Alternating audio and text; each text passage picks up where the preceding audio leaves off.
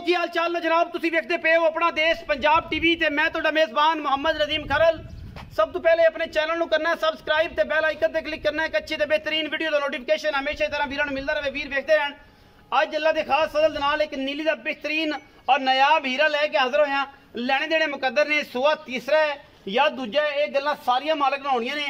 बाकी मैं दी ज़ात नस्ल खानदान तुसीं आप चेक करना है।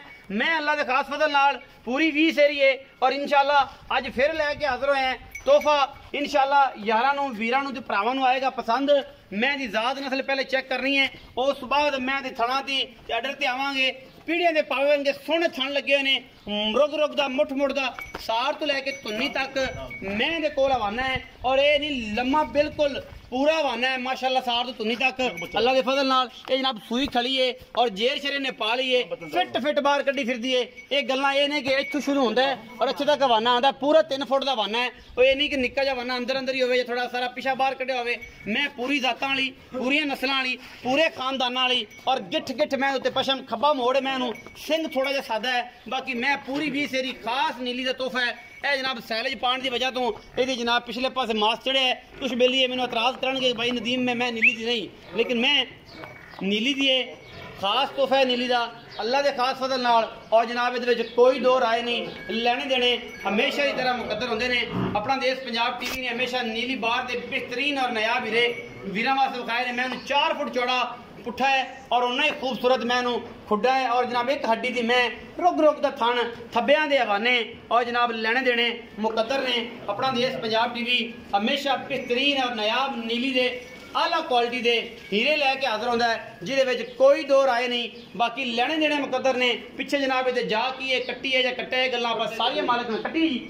पिछे जनाब ये कट्टी है, सजरी सुई है। और अल्लाह के खास फजल नाल ये जे तोहफे हमेशा तुहाडा वीर अपना देश पंजाब टीवी दे नदीम खरल लैके हाजिर होंदा है। मुल सस्ते सुच्चे सौदे अल्लाह के फजल नाल और उन्हां दे विच कोई दो राय नहीं। इंशाल्लाह लेने देने मुकद्दर होंदे ने। अपना देश पंजाब टीवी नीली बार से बेहतरीन और नया हीरे लैके हमेशा तरह हाजिर होंदा है। पिछे जनाब कट्टी है,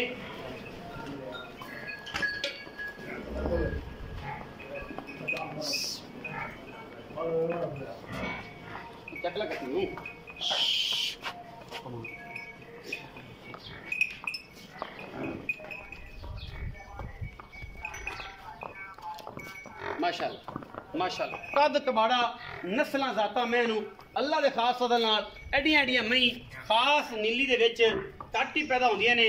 बाकी साडी कोशिश ते काविश हमेशा नीली वास्ते गिठ गिठ मैं दे पशम है और मैं दी पैर अगले पिछले बेहतरीन ने।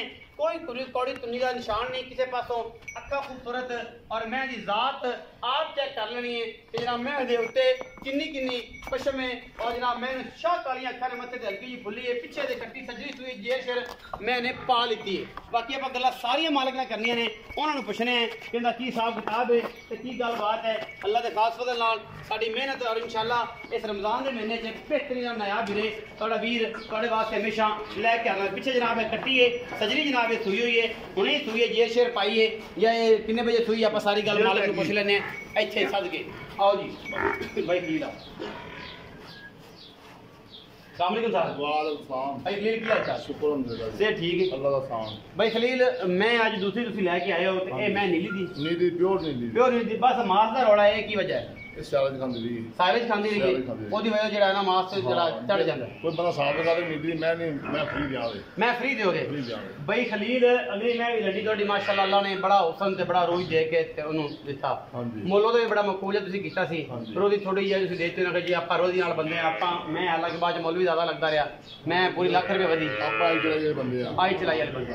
अच्छा भाई खलील ए मैं कितना सुआ दूसरा दूसरा सुआ तीजा दूसरा तीजा कर लिया नहीं दूजा है दूजा दूजा या तीजा तोड़े सामने दूसरा या सुआ मैंने मारया पिंडो मैं नहीं दूजा सुआ है पिंडो मैं लई है गन्ना मार के सुई है दूजा हां सुआ मारया। अच्छा भाई खलील थाना दी ते गारंटी है दी गारंटी हर जो आके चोई कर लो भाई यार तसल्ली करके।